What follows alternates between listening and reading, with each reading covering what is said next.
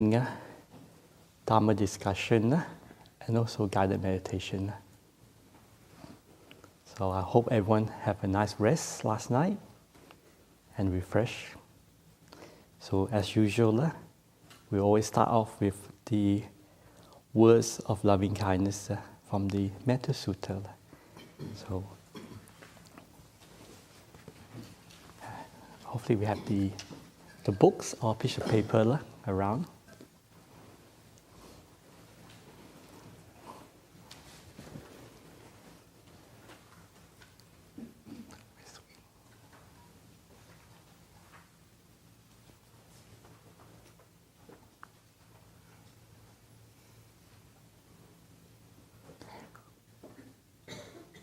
We just wait for a few seconds for people to get ready and sit in.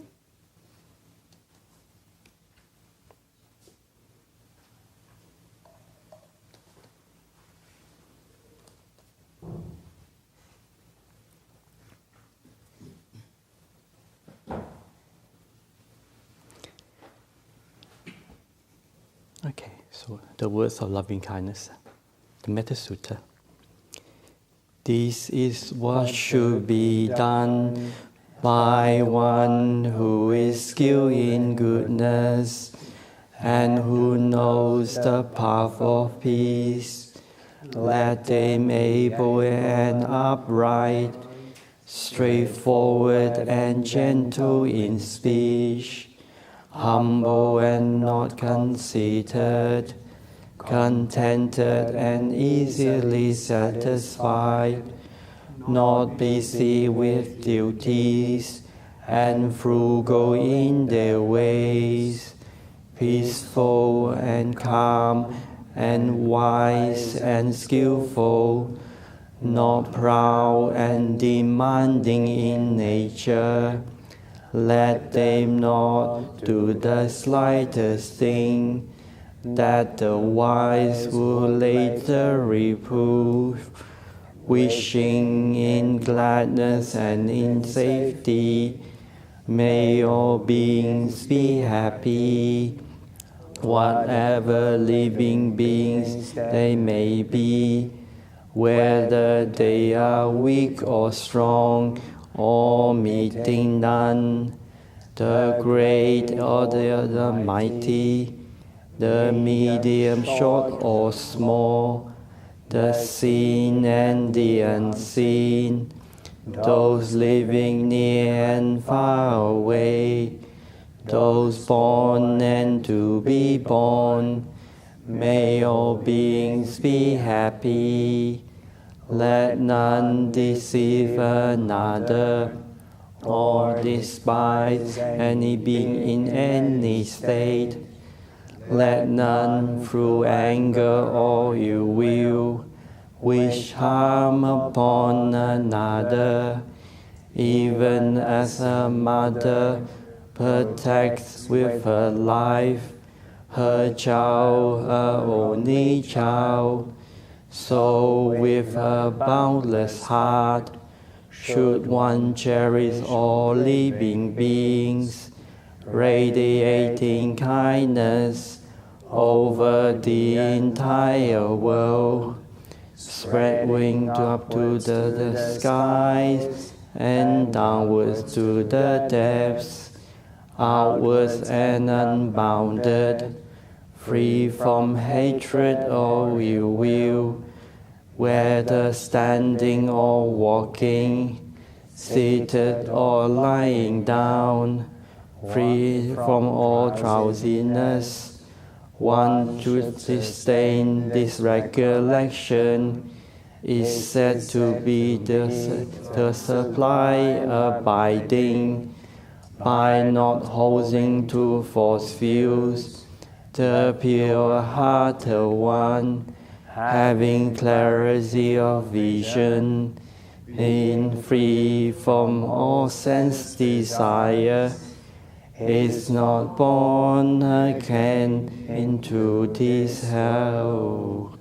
Sadhu, sadhu, sadhu.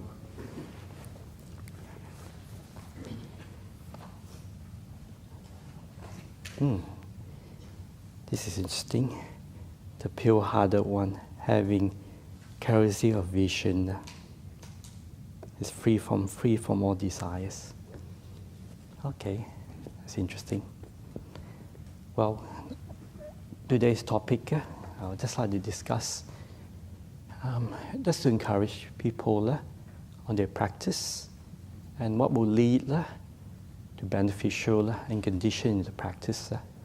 So through the interview, that some things came out, so I realized maybe it's a good idea for me to share out some extra advice or aid to the practice. Because in meditation, sometimes it's difficult, and we sit down, we close our eye, and it can be quite boring, just watching our breath. And sometimes I do admit, when I first started meditation, sometimes I will fall asleep. Even myself, I tend to fall asleep when I sit and meditate. But also I remember there was another technique I used to practice as a layperson, and it works. And as a monastic, there's a further practice tool, and it also works for some monastic. So I thought maybe I might share out that discussion with people. So it basically all started when I was a lay practitioner, and I was sitting down there in the temple, and you see visiting monks, but mainly these are visiting nuns from Singapore. So they come to the Buddhist center up in the mines. They come once a year. Then they will do a lot of rites and rituals. So one of the rituals that they do is they recite the Heart Sutta or the Dhamma Sutta and all the texts from the Buddhist teaching. And while reciting those texts, it's done in Mandarin. It will last for like almost a whole day. In the morning, stop, have lunch, then continue again in the afternoon into the evening. So it was quite a long chanting session. So I'll be sitting there with my friend. There's a Buddhist. We're all Buddhists there. So while we're chanting, and it's so boring. I don't admit that I'm a Buddhist monk now. I realize it can be quite boring, chanting for like a few hours. So as a lay person, I was even more bored. So I was sitting there, just looking at the text. I was like, almost like falling asleep. Geez, this is getting too long. So I noticed my friend. I asked my friend, "What are you doing?" And he's just doing visual meditation, looking at the text. And I asked him, "So how do you do that?" He just look at the a section on the page, and just stay on that, and that can be his meditation object. I go, "Oh, that's interesting." Yeah, so I tried that. So sometimes when I go back home, I have a Buddha Rupa image, and sometimes I would just stare at it like for a long period of time until the mind become calm and peaceful and tranquil. So so that is also another form of practice. In Theravada Buddhism, we don't really talk about visual meditation much. There is one I'll talk later on, but I'll just tell you the basic meditation visual practice. So in Zen Buddhism, they also have that practice. So if you go to some Zen temple or monastery, you have the practitioner, many lay people, they wear some kind of robes, just like a Buddhist monk, but it's usually gray and white. And they sit in a high platform, and they'll be all sitting, just staring at the wall for the whole day or maybe a few hours. So one of our senior monks at Bodhidhaja, I never mention who he is. So when he was a lay person, he did the same practice. He joined a Zen retreat, and he was sitting down just staring at the wall. And after a while, when his mind become calm, peaceful, and tranquil, then he noticed the wall start to disappear and vanish. And he's going, "Wow, that's really strange." So the perception of mind would actually change things. So the wall actually vanished. So when you go into deep samadhi, while staying in the object, then strange things will happen. But if that do happen, please seek for advice from Buddhist monk and ask for further instruction. Because the visual meditation can be very interesting, but also it can be a big distraction. So if you do have any interesting vision arise, it's always good to annoy it.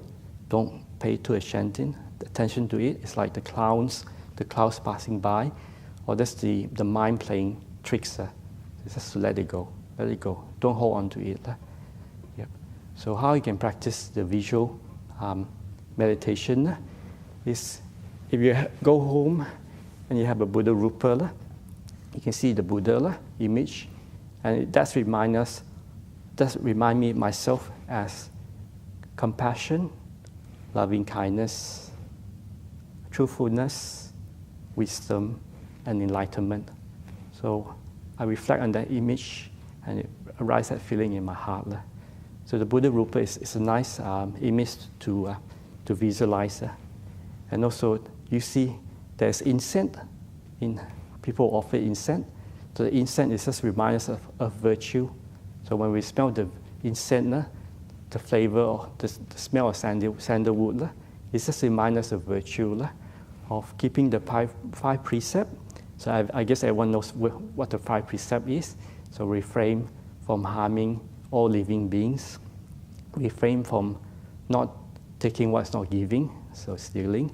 Refrain from sexual misconduct, so not having too many partners or affair, that leads to a lot of argument.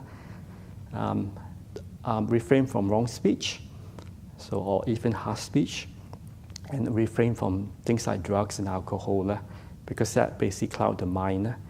And you look at the world these days, there's so much argument and accident due to people just getting intoxicated with substance abuse and alcohol. So if we keep the 5 precepts, that it keeps us, reminds us become a good, kind person, that don't do things wrong by body, speech, and mind. So those are the 5 precepts. So when we smell the incense, it reminds us to be virtuous and should be kind. Then in the Buddha Rupa, this one we don't have the flowers, but sometimes people offer flowers. So the flower is just remind us of impermanent. Everything that is born, that's created, will bloom and is beautiful. Then after a few years, even a century, but a flower will basically bloom, it's beautiful, then it will still wither away and decay. So it reminds us that everything that is created or born is impermanent. It won't last. It will disappear. So it just reminds us our time here is not forever. It can be quite short. So it's us to practice and purify the mind, because the mind is basically timeless. Because when this body is gone, the mind will continue according to karma and blessing. We'll get another rebirth or seek for another destination. I don't know if that sounds proper. Yeah. The mind will create another world through the understanding of the mind. So this vision is quite interesting. And also last, we light a candle to offer the Buddha. So that candle reminds us of the wisdom that we develop in our heart and in our mind. So the symbol of the light is basically the light of wisdom that is found in us, in all our mind. So when we purify and develop the mind becomes pure, bright, and luminous.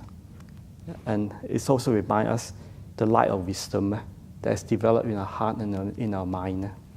So the Buddha Rupa is a great reflection as a visual meditation object. So when you're at home and you sit down, you close your eye, you fall asleep, or your mind is very scattered, then try visual meditation. So you just sit down, you can just stare at the candlelight, make sure the candlelight is not flickering, and just stare while watching your breath. Because the image of the Buddha, all this reflection, is basically calm and gladdening our heart and our mind. Your eyes can be fully open or slightly closed. So you can still see the candle light. So that's a quick introduction to visual meditation. It's basically a sit-down meditation. You still watch your breath, but you're just watching the candle light as an image and a reflection. And sometimes people say, would that lead any good result? I would say, yes, if you do the visual meditation well, you do get good result out of it. So what I mean by that is at Bodhidhaja Monastery, there's a trainee. Trainee is an anagarika that's going to train to become a monk later on after the 1 year training. So he was, after his duties, that anagarika trainee will go for a walk around the monastery. So he walk around the boundary of the monastery. So at that time I was walking, going for a walk around the monastery. The sunset was going down, down, down, down, close to the ocean. So he decided just to sit down and just enjoy the beautiful view of the ocean and the sunset going down to the ocean. So he was just sitting down, staring at the sunset with a lot of peace, gratitude, and gladness in his heart. Just staring at the beautiful sunset. So we all like to stare at sunset because it's so beautiful. And because he's a practitioner, practicing in the monastery for a while, a few months, that peace and happiness arises in his heart. So while he's staring at the sunset, his mind slowly forms a nimitta. The nimitta is a sign of the mind. So it slowly became brighter, then his whole vision became whiter and glowing whiter. Yep. So this is basically meditation with visual object. Yep. So that anagarika trainee feels very happy and peaceful. And I say that's interesting. You can even meditate with your eye closed using an object. Yeah, so visual meditation can actually get you quite calm, peaceful, and deep. Yep. So as I practice as a monastic now, that I realize I walk around, I read the text, I study the suttas, and the Buddhists talk about generating samadhi nimitta. So samadhi nimittas arise when the mind is calm, peaceful, and tranquil. And also there's a lot of letting go of peace and calm. When you let go, you feel happy and peaceful and calm. And the nimittas arise usually when the mind is very tranquil and peaceful. So there's a breath nimitta. So when you watch the breath, the mind will gladden and brighten, become radiant. There's also loving kindness. So when we chant the loving kindness, we bring out that warmth, joy, happiness, and kindness in our heart. And that also can generate a lot of gladness, calm, and peace. Then the nimittas also arise within the mind. It's visual, it's all inside, internal. It's just the mind that's radiant, calm, and free.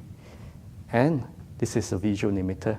So sometimes you go to monasteries and you realize you see a monk sitting down there just looking at skeletons, a skull, bones.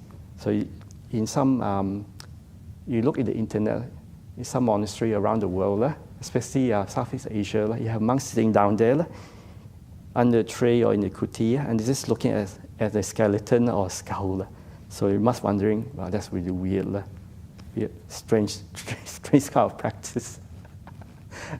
But in Bodhidhaja, we don't really have this kind of human skeleton around. I think Ajahn Brahm have a skull in his room where he can just practice watching it. Yep. But the monks and the anagarikas in the monastery, what they do is they go around, collect bones from the kangaroos, and they leave it outside their kuti. So on the open day, if you go for a walk up in the monastery during the open days when we have the function, like entrance to the rains or end of the rains cantina. So you're welcome to walk around, check out other monastery, other kutis, see how the monks live. But sometimes you find outside some kutis, there's full of skeletons everywhere, skeletons of kangaroos. It's all in one section. Sometimes all over the place, sometimes it's scattered around the place. So it's basically a visual aid. So for monastic, And when you sit down, the best is a human skeleton, a skull, where you sit down and you just stare at the image of the skeleton, and that reminds us of the human existence is impermanent. It won't last. This body will fall apart, then it will decay, then will depart, and when it's cremated, it becomes ash. But if we have a bone that reminds us of life that is short, and we're not immortal. Yep, there's a period of time. We get old, we get sick, and we'll pass away.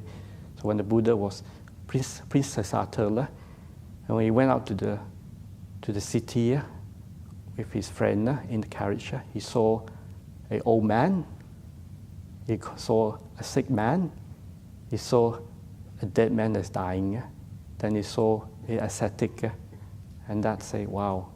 He asked his attendant, what is this? And he said, this is part of life. People get old, people will get sick, and people will die.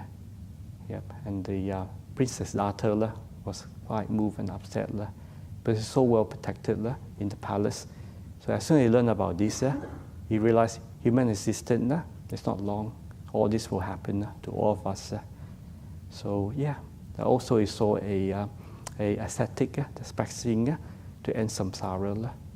Yep. So this skeleton, visual aid, is also very good for monastic. It might be extreme, so I don't really recommend it for lay practitioner. So it's good to stare at a Buddha image instead of a skeleton. But for monastic, if we sit down and meditate, and we just glaze on the skeleton or the bone for quite a long time, the mind becomes tranquil, calm, and peaceful. But it reminds us everything is impermanent. It won't last.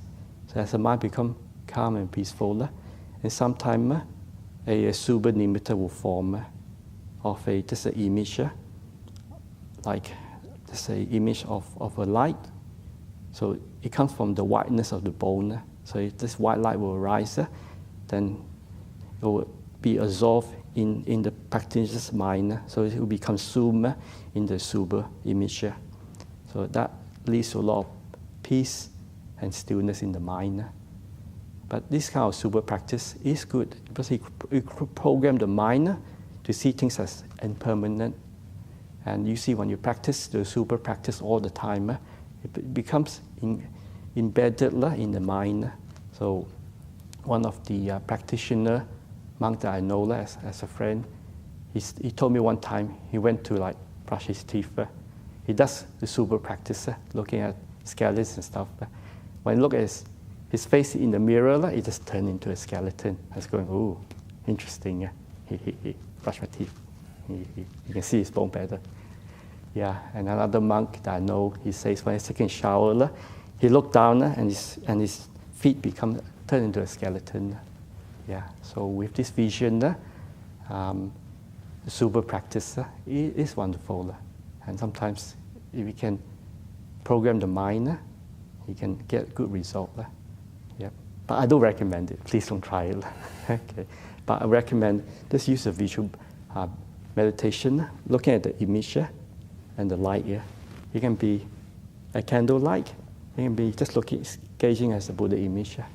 Because once the mind becomes tranquil, calm, and sharp, if you have a little ant that crawl past it, you can look at the little ant, you can see it's like the mind becomes so sharp that you can look deep into the ant.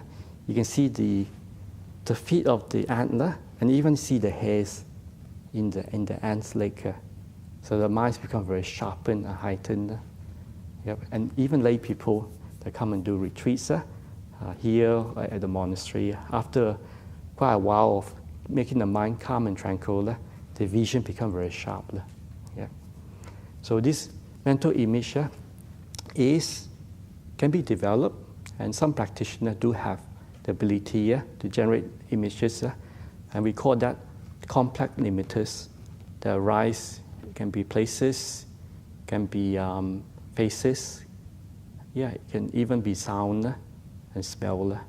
But when that do arise, please see a Buddhist or a teacher, a monastic, there's a meditation teacher, and ask for advice, because you do need guidance to guide you through all these visual limiters.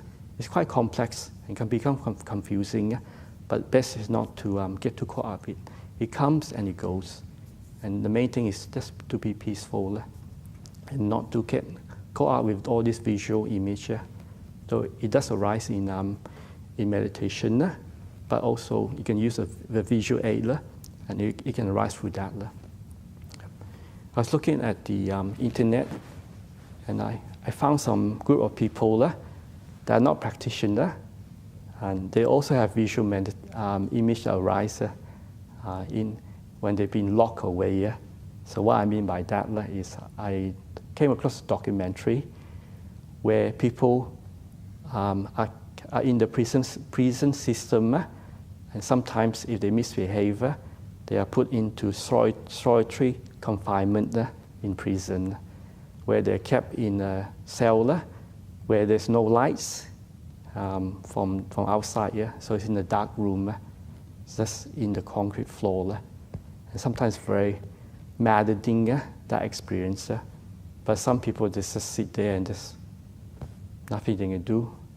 Just enjoy the quiet, darkness, cold of the cell, the prison cell, in solitary confinement. But some of them describe that when they are locked up in solitary confinements for a few days, after a while, when the mind becomes calm and peaceful, then all these visual images start to arise in the mind. They see places, they see people, they even hear sound. Yep. So when all the five senses is shut down, then the mind is so powerful, who start to generate another world within the mind, and it will come out within our vision. Yep. So sometimes when people go on long retreats and they sit and meditate for a long time, when we shut down all the five senses, the mind sometimes will generate another world within the mind. So we call this complex limiters. So when they arise, please seek advice from a senior monk and ask questions, because all these things arise, but the main thing is we try and develop a pure white limiter, so the pure white limiter of the mind, or the pure mind. Okay, I hope that makes sense. So you can practice that. So even we do a guided meditation here, and not now, later. We still got a while to go. So we do a guided meditation. You find that if your eyes fully closed, you feel like you're going to sleep, or your mind is wandering around, then what you can do, you can open your eyes slightly and just meditate, watching the breath. But when you're back home, then you can do the visual meditation. Just try it out and see if the result will come or not. If not, that is just a good experience. Yep.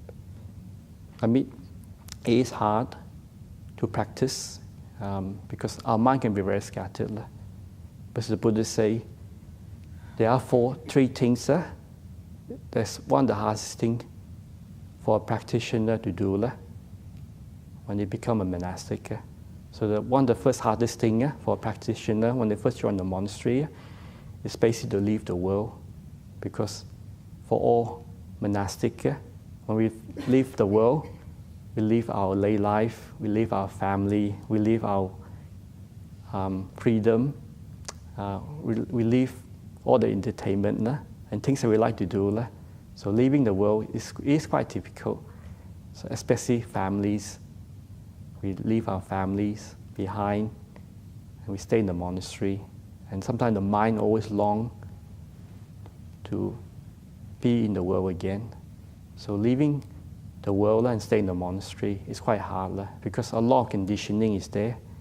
Because since we are a child, we are all conditioned to do things, to achieve things, and to enjoy lay life. So when a person ordained, if the meditation is not strong yet, then it can be quite difficult to live in the monastery. So the Buddha say to leave the world is very hard for the monastic. So leaving the world is one of the hardest things to do. And the second hardest thing to do is to be happy in monastic life. So when you're happy in monastic life, you're happy to be alone, happy to stay in the kuti by yourself, happy to spend many, many hours by yourself in the kuti as a hermit. So when this retreat is finished, I'm very happy going back to my kuti where I don't have to talk and think. Yeah, and the mind can be tranquil again. Yeah. Sometimes when I first came here, a bit of anxiety. I was going, wow, I could say, there's 60 people in the room and the camera's on live stream. So I do have a bit of anxiety and suffering too. But once I start talking, the Dhamma will take over. Then I'll let the Dhamma do the work. Okay, sorry about that. Too much information.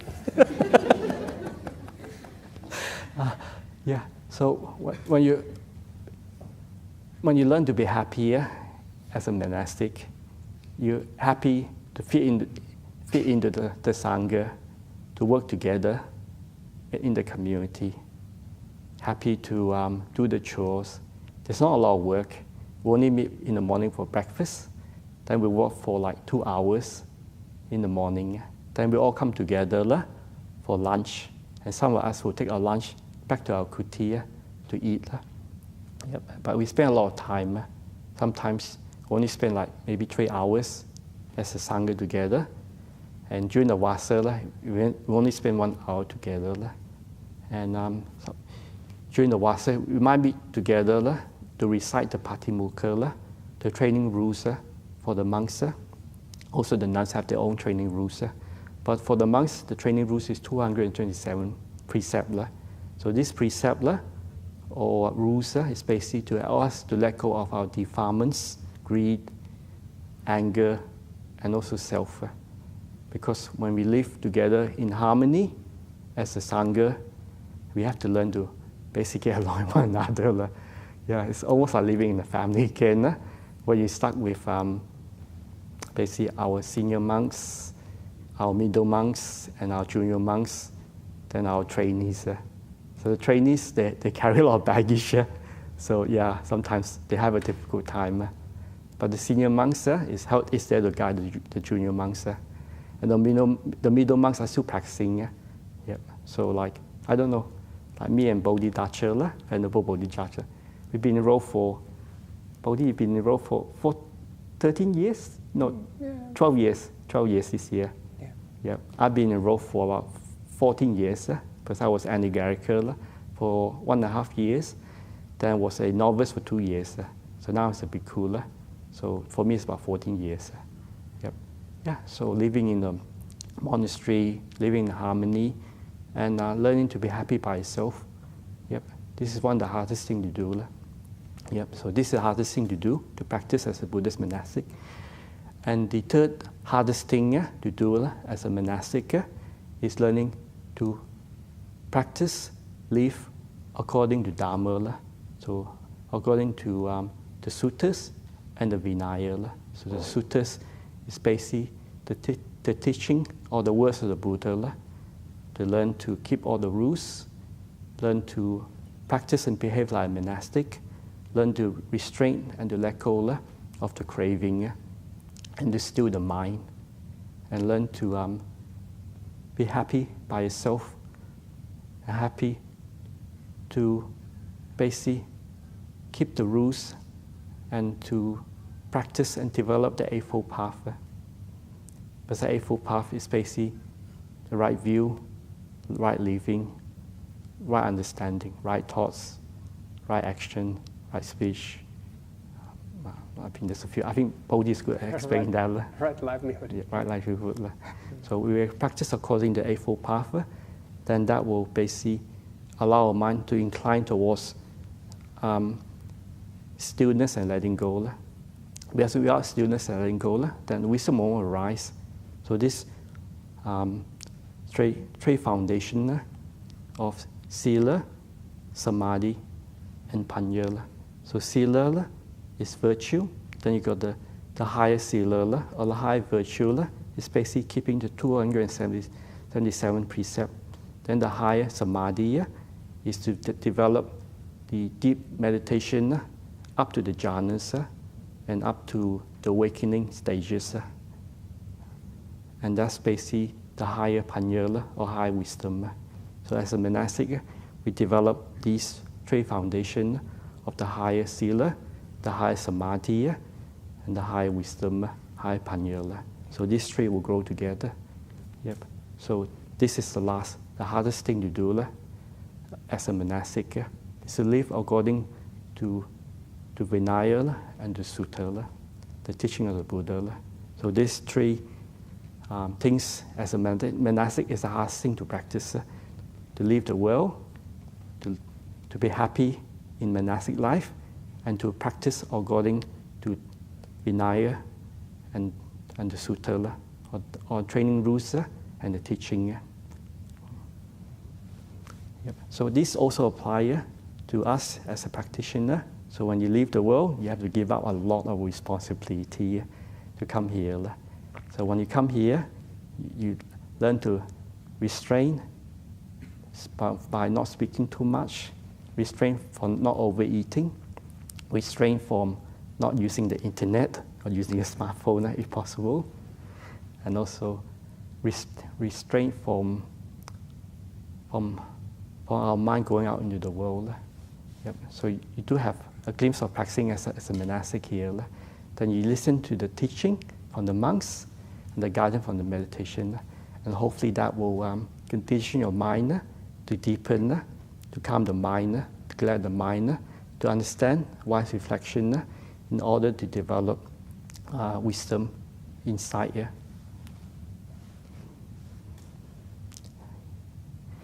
Bhante Bodhi, do you have anything to add? No, great, thank you. It's already 9:10, so we have 20 minutes. 20 and then minutes. We already have interviews again. I saw a lot of people put their names down. So we'll try to talk to everyone. There will be another opportunity this afternoon. What was it, at 2:30, I think, when we finish off. There will be a cup of tea, and we will be sticking around. So if people wish to talk to us, then that's possible as well. But as you hopefully know, the Buddhist Society of Western Australia is a big organization, so we do have the monastery next door for the monks, and we have a monastery in Gidjaganup for the nuns, and we have a center in the city, which is called Dhammaloka in Nolamara, where the monks and nuns go to teach over the weekend. And we also have a branch temple in Kusala, or it's called Kusala Hermitage, where I live at the moment. That's in Roleystone, close to Armidale. And there's another one down in Albany. So if you want to come and hang out at the monastery, offer a meal, or talk to a senior monk, these places are available to you. So please make use of them. Okay.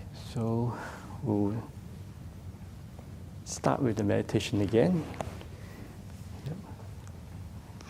So just see meditation as just a conditioning our mind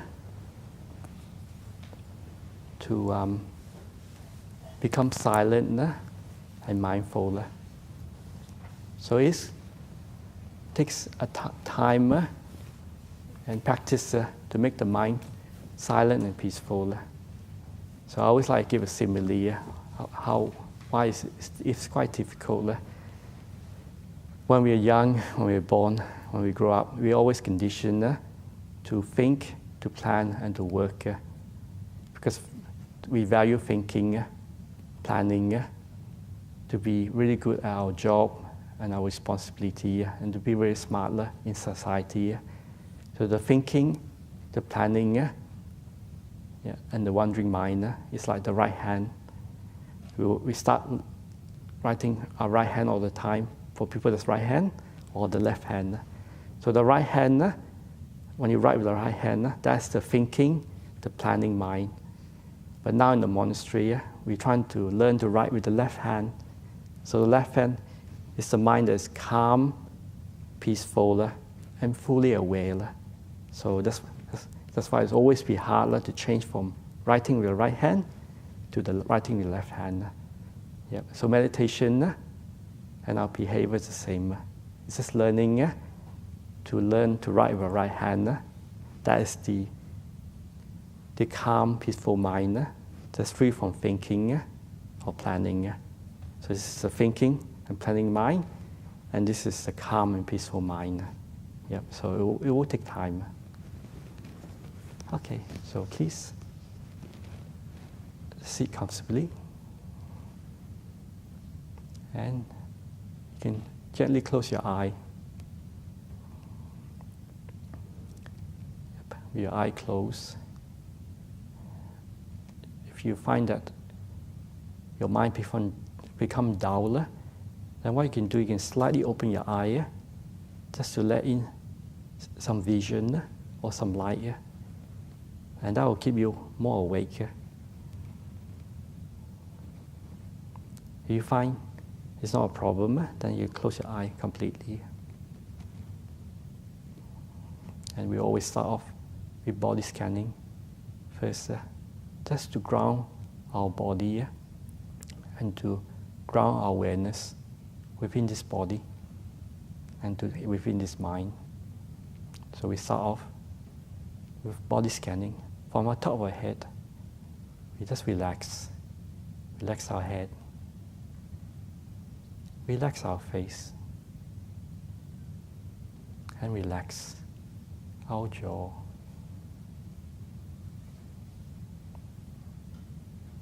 And then we relax our throat.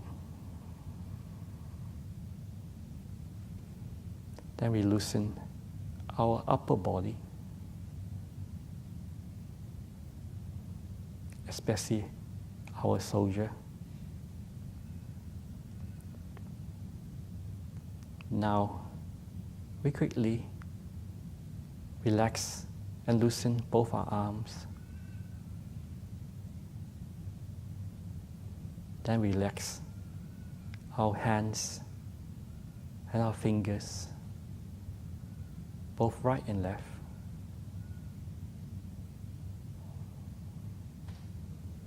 And next, we relax our back from the top of our upper back, then gently down to our lower back, where we sit on the cushion and relax.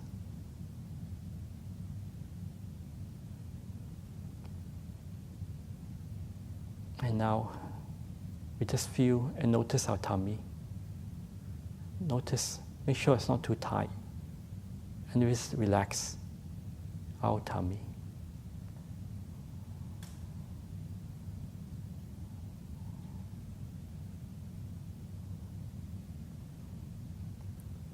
And now we bring our awareness to both our legs. Make sure it's nice and loose, not too stiff. And then relax our feet, our legs, both our legs. Then finally, we relax our feet, both our feet. Relax. Make sure it's nice and loose and comfortable.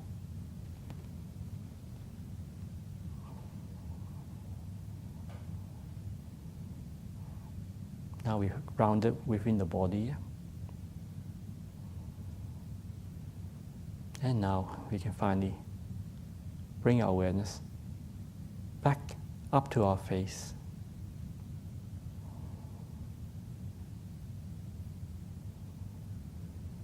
And be aware of our breathing in and out, calmly and softly.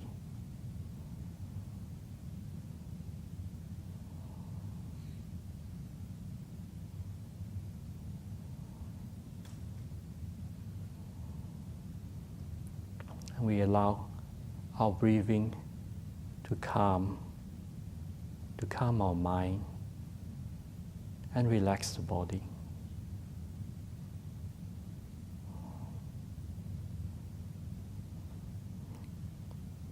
We delight in breathing in and out, peace and letting go. release and letting go.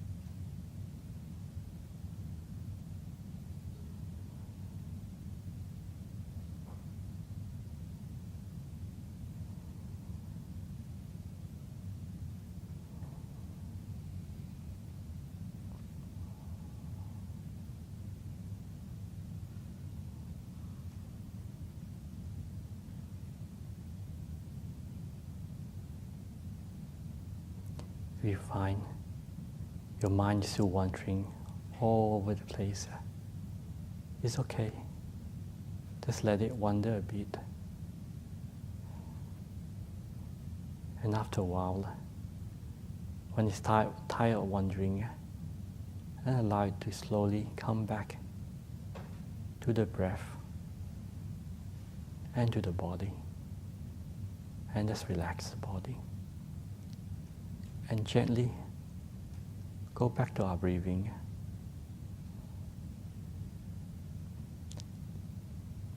Meditation is not about stopping the thinking. It's basically to allow everything to settle, to calm, and become peaceful and quiet.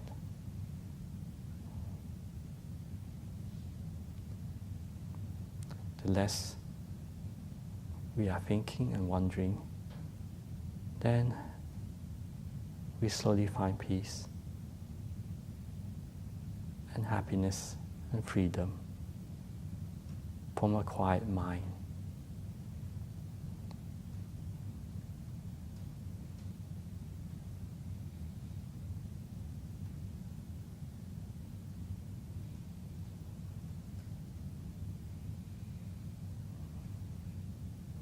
And we allow our thoughts just to become an echo in the background.